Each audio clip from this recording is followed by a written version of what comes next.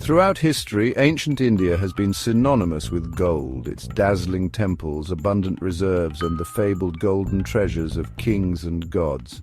But behind this allure lies a deeper, more enigmatic story, one faintly etched into ancient texts, archaeological anomalies, and cryptic myths.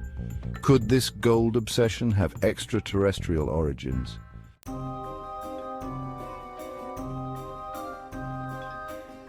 India has been one of the largest repositories of gold in history.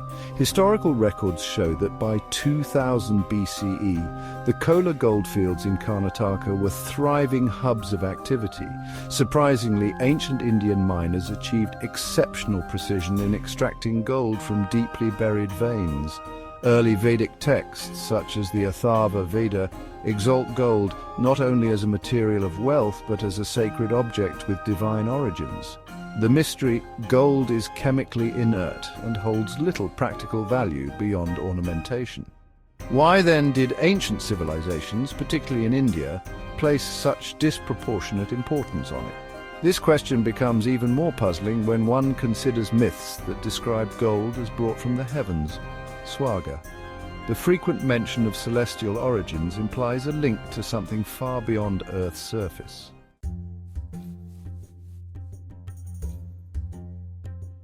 Many Indian texts describe beings from the heavens who interacted with humans, often sharing knowledge or demanding offerings.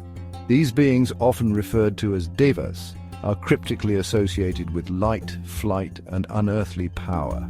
The Rigveda and the Golden Chariots. Hymns describe radiant chariots descending from the skies, piloted by luminous beings.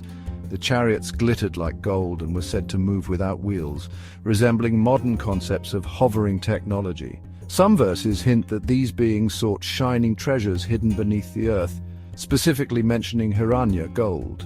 Mahabharata, the epic, describes Vimanas, flying vehicles powered by Mercury and capable of interstellar journeys. One obscure tale speaks of a golden city, Hiranyapura, in the sky, believed to have been abandoned after its resources were depleted. Ramayana.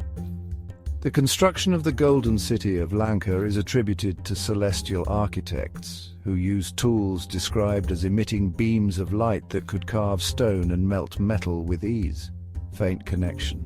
Were these glowing chariots and tools representations of alien machinery misinterpreted by ancient observers as divine artifacts?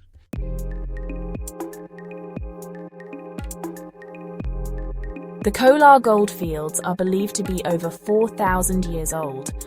Archaeologists have uncovered perplexing evidence of early mining techniques that surpass the technological capabilities of the time, evidence of large-scale extraction from depths exceeding 100 meters. Unusual tool marks that suggest the use of high-heat equipment, capable of melting or fracturing rock. Even more intriguing are traces of mercury in some ancient mining shafts. Mercury, as mentioned in Vedic texts, was a critical component in Vimana propulsion systems. Could this be an indicator of extraterrestrial involvement?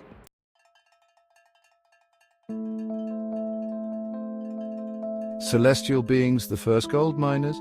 The beings described in Indian myths as devas and asuras were often depicted as luminous and humanoid, but with subtle differences. Their skin was described as like molten gold or radiant as the sun. They communicated without speaking and could traverse great distances in an instant. Their tools and chariots emitted a hum like the cosmic wind, hinting at advanced propulsion systems. While these descriptions seem vague, they align suspiciously well with modern speculative theories about advanced alien technology. Unexplainable geological anomalies.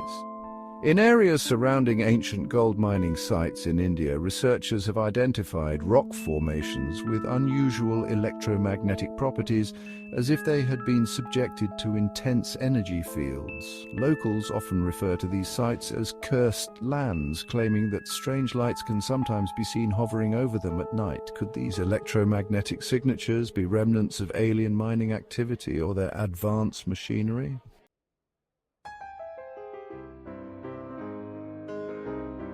This gold alien connection isn't exclusive to India. Across the world, similar patterns emerge. Sumerians and the Anunnaki. Around 2100 BCE, Sumerian texts speak of the Anunnaki, gods who descended from the heavens to mine gold.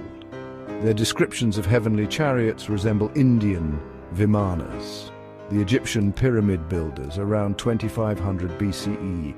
The Egyptians too revered gold as divine, claiming it came from the gods. Mysterious shafts found beneath the pyramid suggest an interest in subterranean resources. Are these separate myths or fragments of a larger interconnected story?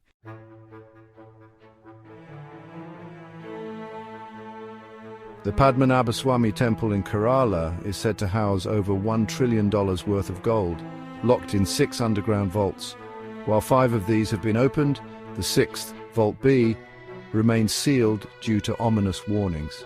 Local law claims that opening it would unleash cosmic destruction. Some researchers speculate that this vault contains not only immense wealth but artifacts of celestial origin, possibly left behind by the beings who once mined the region.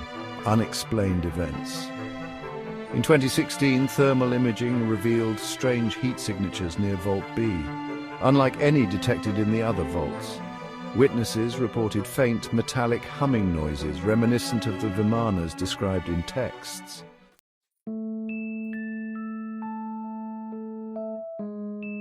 The 4,000-year-old Indian obsession with gold, the advanced mining techniques, and the celestial myths seem too interconnected to ignore. While no definitive evidence of extraterrestrial beings has surfaced, the faint clues, ancient texts, archaeological mysteries, and geological anomalies suggest that something extraordinary occurred in ancient India. Final question: were ancient Indians extracting gold for themselves, or were they intermediaries harvesting Earth's treasures under the guidance of beings from beyond the stars? The answers may lie buried in India's mines, sealed in vaults or scattered in ancient texts waiting to be decoded. But one thing is clear: the story of gold and celestial visitors is far from over.